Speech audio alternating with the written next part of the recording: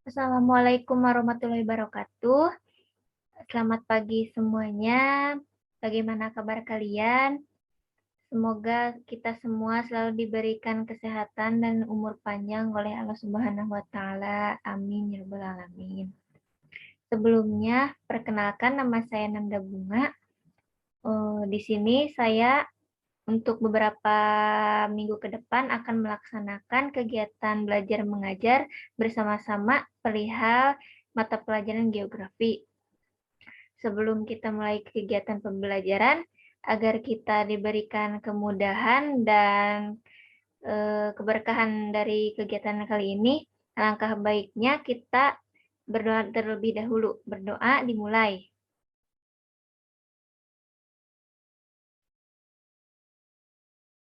Amin ya rabbal alamin. Semoga semua doa-doa kita dan harapan-harapan kita dikabulkan oleh Allah Subhanahu wa taala. Jangan lupa untuk mengisi absensi. Jika ada yang berhalangan masuk Google Classroom, silakan komen hadir di postingan video yang dipost di YouTube. Untuk link YouTube-nya sudah saya share di Google Classroom maupun di SPI. Di akhir pembelajaran nanti akan ada tugas untuk termasuk ke dalam absensi. Jangan sampai lupa mengerjakannya.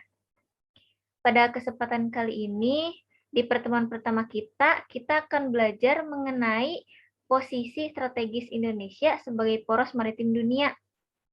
Tujuan dari pembelajaran hari ini ialah setelah mengikuti proses pembelajaran, peserta didik diharapkan untuk dapat memahami letak, luas, dan batas wilayah Indonesia, kemudian memahami wilayah karakteristik wilayah Indonesia, dan yang terakhir menyajikan laporan hasil pembelajaran tentang posisi strategis Indonesia sebagai poros maritim dunia, disertai peta, tabel, atau grafik. Nah, untuk submateri yang akan dipelajari pada pertemuan kali ini ialah mengenai letak wilayah Indonesia, luas wilayah Indonesia, dan batas wilayah Indonesia. Sebelum membahas materi letak, luas, dan batas, kita harus mengetahui apa itu maritim. Nah, negara maritim merupakan suatu negara atau wilayah yang memiliki kawasan perairan lebih luas daripada kawasan daratannya. Dan Indonesia merupakan negara kepulauan yang memiliki wilayah perairan yang luas lebih dari daratannya. Sehingga negara ini termasuk ke dalam negara maritim. Berdasarkan analisis para pakar, sekitar 90% perdagangan global diangkut melalui jalur laut, di mana 40% diantaranya melewati perairan Indonesia. Ini berarti posisi Indonesia sampai kapanpun juga akan selalu menjadi tempat strategis dalam peta perdagangan dunia. Karena hal itulah Indonesia berupaya menjadi poros maritim dunia.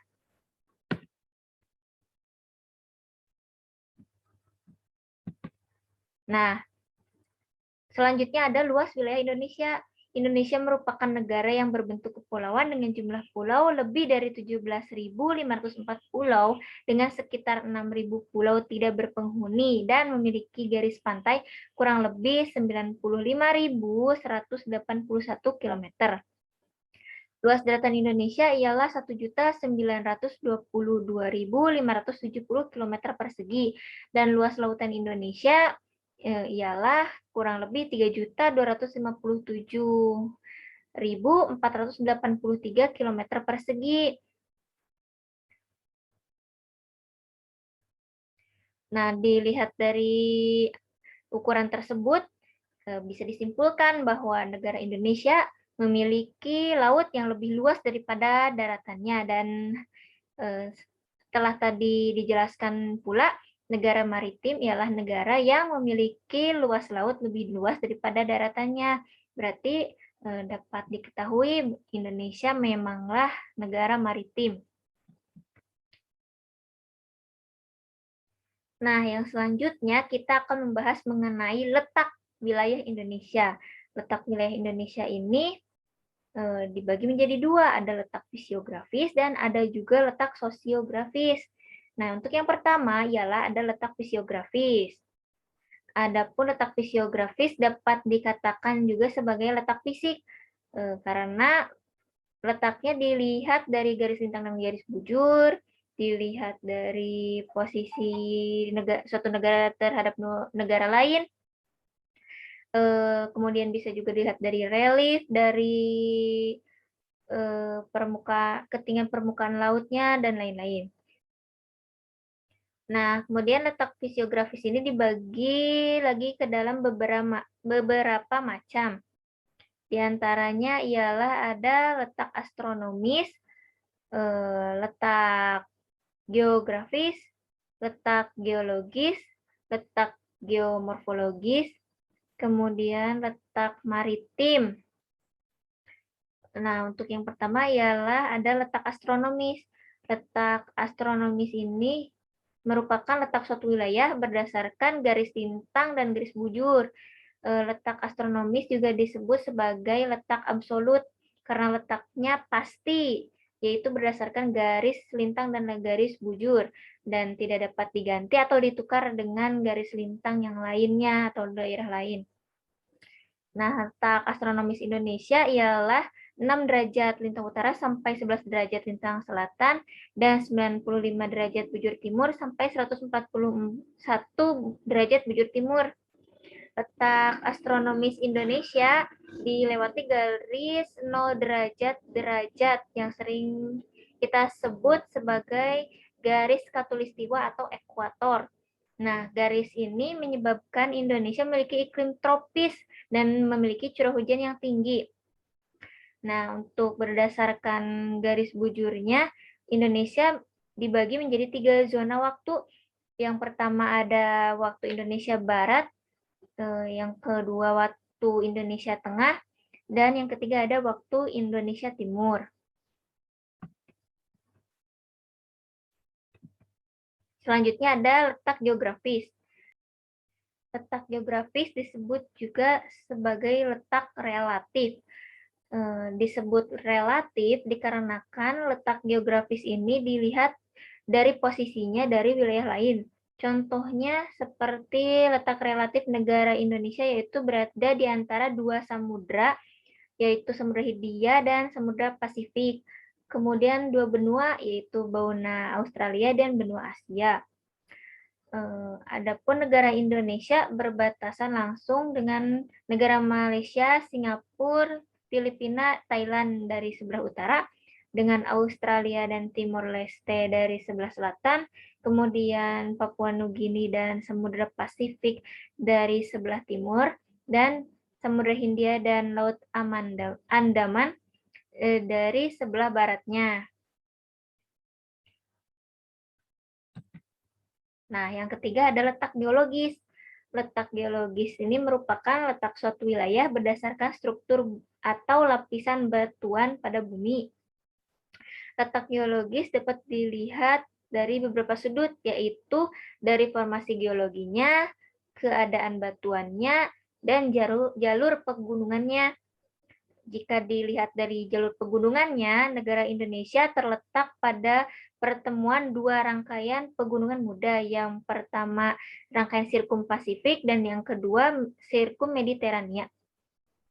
Karena hal inilah negara Indonesia memiliki banyak gunung api aktif dan sering terjadi gempa bumi. Dan yang keempat ada letak geomorfologis.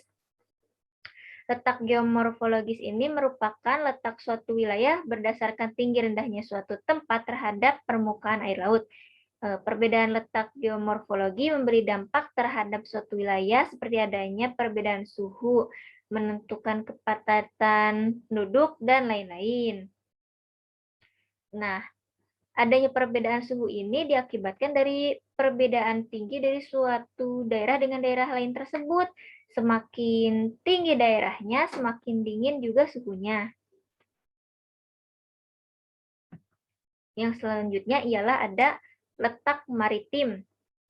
Letak maritim merupakan suatu wilayah dilihat dari kondisi kelautan di sekitarnya.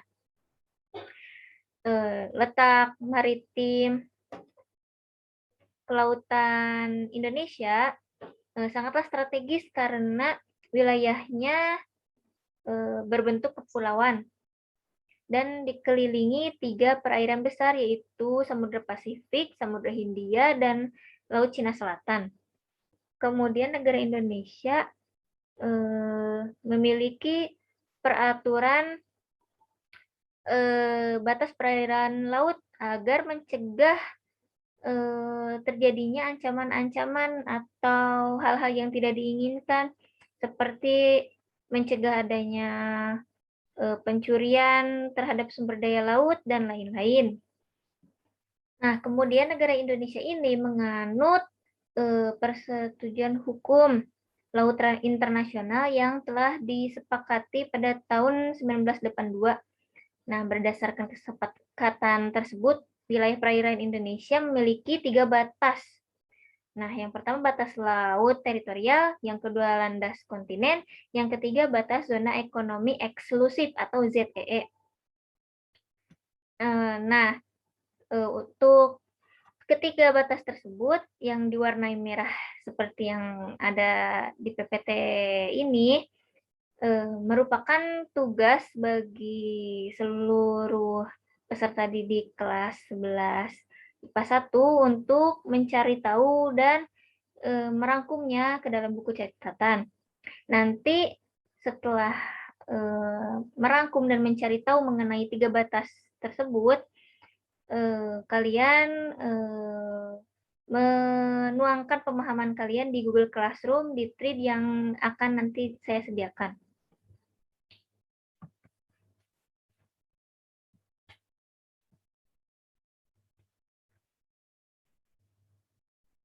Nah, yang selanjutnya ada letak sosiografis. Nah, letak sosiografis ini ditinjau dari sosiokulturalnya, seperti dari segi ekonomi dan politik. Nah, letak sosiografis dibagi menjadi 2, yaitu letak ekonomis Indonesia dan letak sosiokultural Indonesia. Nah, yang pertama ada letak ekonomis Indonesia. Merupakan suatu wilayah dilihat dari jalur dan kehidupan ekonomi negara terhadap negara lainnya. Letak Indonesia sangatlah strategis karena letak di antara 2 benua, yaitu benua Australia dan Asia. Ditambah wilayah sekitar Indonesia merupakan pusat lalu lintas perdagangan. Contohnya yaitu lalu lintas perdagangan negara Singapura dan negara Malaysia.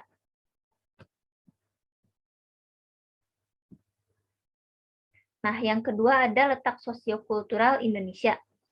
Letak sosiokultural Indonesia ini merupakan letak suatu wilayah berdasarkan keadaan sosial dan budaya daerah tersebut dengan daerah sekelilingnya. Letak sosiokultural Indonesia berada di perempatan jalan antara benua Asia dan Australia yang terdiri dari berbagai bangsa. Hal ini menyebabkan terjadinya akulturasi budaya.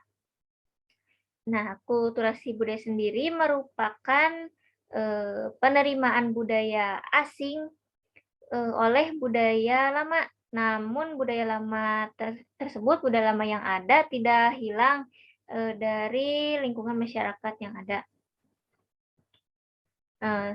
Secara sosiokultural, Indonesia mempunyai persamaan dengan negara-negara tetangga. Contohnya seperti negara Indonesia masih sama-sama merupakan negara berkembang seperti negara tetangganya. Kemudian ialah sama-sama negara penjajah dan sama-sama mengalami ledakan penduduk. Nah, alhamdulillah materi yang pada pertemuan kali ini telah selesai. Semoga materinya mudah dipahami. Kemudian jika ada materi yang sulit dimengerti atau masih belum dipahami, bisa ditanyakan di Google Classroom.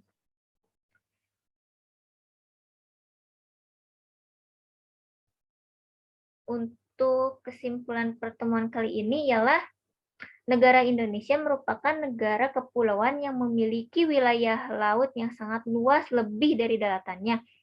negara Indonesia juga merupakan negara yang ada di antara dua samudera terbesar, yaitu Samudra Hindia dan Samudra Pasifik.